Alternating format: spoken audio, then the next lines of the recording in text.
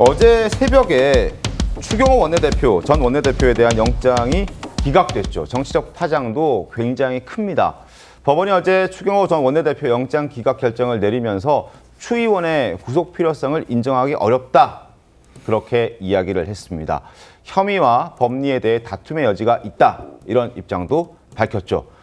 혐의, 법리 다툼 여지 있고 도주 증거 인멸 우려 없다. 충실한 법정 공방 거친 뒤 합당한 판단해야 된다.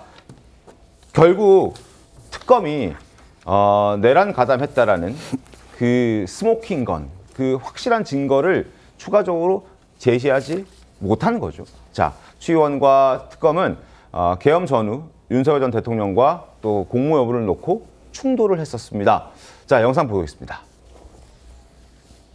사전 공모하지 않았다. 이걸 그렇게 강조해서 얘기를 했어요. 근데 갑자기 특검 측에서 손을 들더니 우리는 사전 공모를 전제로 영장을 청구한 게 아니다 이러는 거예요. 재판장님도 진짜로 이렇게 뭐 사전에 뭐가 없이 전화 한 통화만으로 되는 게 좀 이상하다라고 생각한 거죠. 재판장님께서 이제 특검의 주장은 의원총회 장소가 왔다 갔다 한 게 혼선이었기 때문에 이게 굉장히 중요한 거 아니냐. 이게 그런데 이게 그렇게 큰 영향을 미친 건가가 좀 궁금하다. 왜냐하면 실제로 18명의 의원은 표결을 했다. 근데 방해행위가 되려면 방해행위만큼 평가를 받아야 되는 거잖아요. 그렇죠. 자, 첫 번째. 영장 전담 판사가 윤석열 전 대통령과 추경호 당시 원내대표가 전화 통화한 거는 알겠는데 그 2분 통화만으로 계엄에 공보했다라고 볼 수 있느냐라는 질문을 했습니다. 어떻게 보십니까? 자, 김상희 평론가는 어떻게 보십니까? 2분이면 충분하죠. 왜냐하면 가능합니까? 국회가 하는 역할은 계엄 해제뿐이 없잖아요. 그럼 추경호 원내대표에게 그 기관을 가서 장악하고 거기에를 무력화해가지고 뭘 압수해라 이런 거 시키지 않지 않습니까? 근데 계엄 해제가 좀 빠르게 안 이루어졌으면 좋겠다. 내지는 계엄 해제가 좀 잘 안 됐으면 좋겠다. 이 한 줄이면은 가능한 건데 2분이 아니라 제가 볼 때는 10초면 가능한데 왜 공모가 가능하지 않다라고 예단을 판사께서 하시는지 저는 그게 저의 의문입니다. 정화재 대변인은요?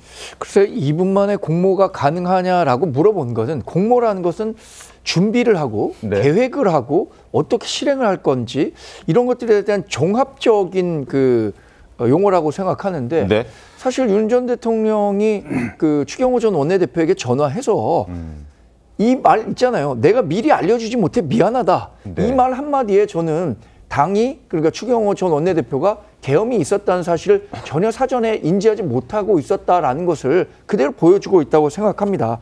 또 하나가 의총장 변경이 그러면 의결권을 완전히 막도록 한 거냐 이건데 그러니까 누가 물리력을 동원해서 그 의원 들어가려고 하는데 발을 잡든 어디 문을 잠가 놓든 이렇게 해서 가지 못한 게 아니라 당시 상황을 반영해서 좀 우왕좌왕한 측면은 있지만 그렇다고 하더라도 표결에 참여할 수 있는 사람이 있었는데 그 사람들의 의지가 더 중요했던 거지 단순히 문자 공지를 해서 의총장을 변경했다는 것이 적극적인 표결 해제를 막았느냐 이것은 정치적으로 윤리적으로 보는 관점과 법적으로 보는 관점은 완전히 다르다고 볼 수 있거든요. 그래서 저는 당연히 불구속 수사가 돼야 된다고 생각했고 그렇게 예상했었던 겁니다. 사실 민주당에서도 이번 사안과 관련해서는 이거 구속영장이 발부되긴 쉽지 않을 거다라고 예상하신 분들이 많아요. 그리고 지금 구속영장 청구한 것에 대해서 사실 특검이 구속영장 청구한 거 거의 50% 가까이 기각됐습니다. 근데 그 민주당에서 뭐라고 얘기합니까? 법원의 문제를 삼는데 그게 아니라 특검이 애초부터 구속영장이 발부되지도 않을 만한 사안들에 대해서 무리하게 기소부터 하고 보자, 구속부터 하고 보자 이런 식으로 했기 때문에 나온 당연한 결과라고 저는 판단합니다. 알겠습니다. 영장 실질심사에서 기각이 내려진 배경 중에 하나가 바로 또 이거라고 얘기들이 나오고 있습니다. 바로 김용태 의원의 당일 행적, 이것도 중요한 판단이 됐다는 분석입니다. 김용태 의원이 당시 추경호 원내대표와 함께 있었는데 그때 계엄 당일 국회 본관 원내대표실에 함께 있었죠. 근데 김용태 의원은 18명 그 계엄 해제 표결에 참여해서 행사했습니다. 표를. 혼자 본회의장으로 이동했던 거죠. 만약에 추경호 당시 원내대표가 정말로 방해할 어떤 의사나 목적이 있었다면 바로 옆에 있던 김용태 의원이 본회의장으로 가는 걸 막지 않았겠느냐. 그러니까 결국 김용태 의원이 본회의장 가서 계엄 해제 표를 행사했다는 것은 추경호 당시 원내대표는 막을 생각이 없었던 것을 보여주는 증거 아니냐.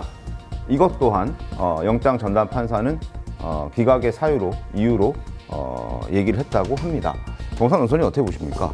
예, 저는 이번에 특검이 무리한 영장을 청구했다라고 봅니다. 그리고 네. 이 정권 차원에서 이번 그 비상계엄 사건을 내란이라는 법률적인 용어를 지금 정치용어로 사용하는 것은 부적절하다고 생각을 합니다. 내란에 대한 최종적인 판단은 법원이 할 것이기 때문에 이걸 정치적 표현으로 얘기하는 건 문제라고 생각을 하는데, 그렇다고 영장이 기각됐다고 해서 국민의힘이나 추경호 의원이 지금 환호할 때는 아니라고 생각합니다. 뭐냐 하면 네. 지난 비상계엄 때 국민의힘 의원들 100명이 넘는 의원 중에 계엄 해제 표결에 참여한 사람은 18명밖에 없습니다. 그럼 네. 나머지 의원들은 뭐를 했느냐라는 그런 의문이 들 수밖에 없는 거고요.